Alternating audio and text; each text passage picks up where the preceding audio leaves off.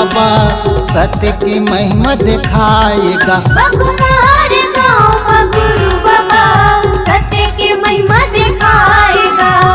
एक झलक तोर पाए बर बाबा, एक झलक तोर पाए बर गुरु, दुरिया दुरिया ले मन के आगी जा। बघुमार गाँव में गुरु बाबा सत्य की महिमा दिखाएगा। बघुमार गाँव में गुरु बाबा सत्य की महिमा दिखाएगा।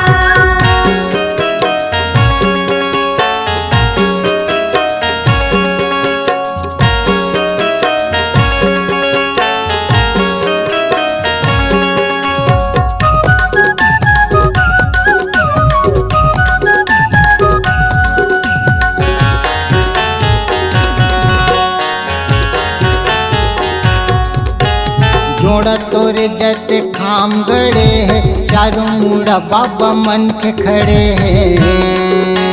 जोड़ा तोरे जैसे खाम गड़े ही, चारों मुड़ा बाबा मन के खड़े हैं।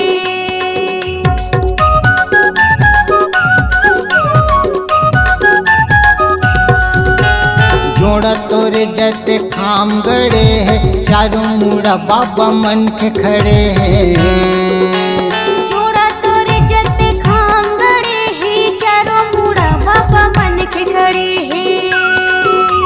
सबो जन सत्य नाम जपत है, सबो जन सत्य नाम रटत है, सबो झलक दिखा देगा।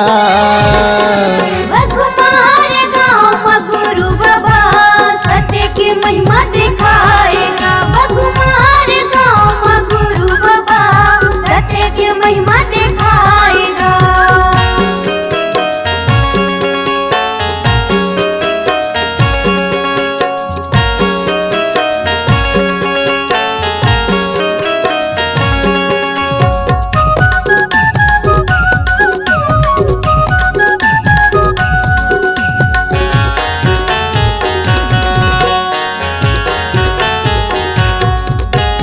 चौका मंगल तोर गावत है, चरण में तोर बाबा मात नवात है।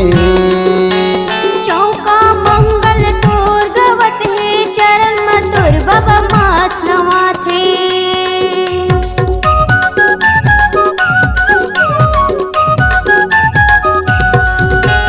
चौका मंगल तोर गावत है, चरण में तोर बाबा मात नवात है। चौका मंगल तोर गावत है, चरण में तोर बाबा मात नवात है। गिरपुरी वाले मांग के लाला, हमरो पिन के तहा दुलारा, सबो झलक दिखा देगा। बघुमार गाँव में गुरु बाबा सत्य की महिमा दिखाएगा। बघुमार गाँव में गुरु बाबा सत्य की महिमा दिखाएगा।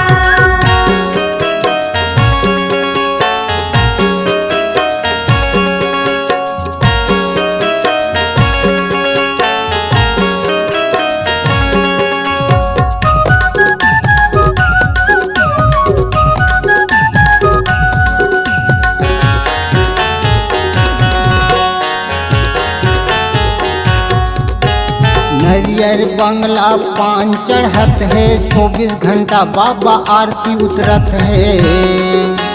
नरियर बंगला पान चढ़त है, 24 घंटा बाबा आरती उतरत है।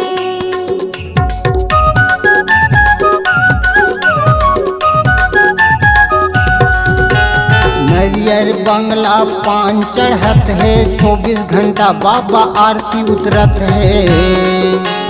नरियर बंगला पान चढ़त है, 24 घंटा बाबा आरती उतरत है।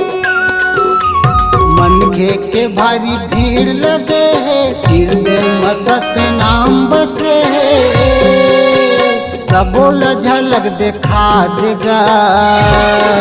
बघुमार गाँव में गुरु बाबा सत्य की महिमा दिखाएगा। बघुमार गाँव में गुरु बाबा सत्य की महिमा दिखाएगा। एक झलक तोर पाए बर बाबा, एक के झलक तोर पाए बर गुरु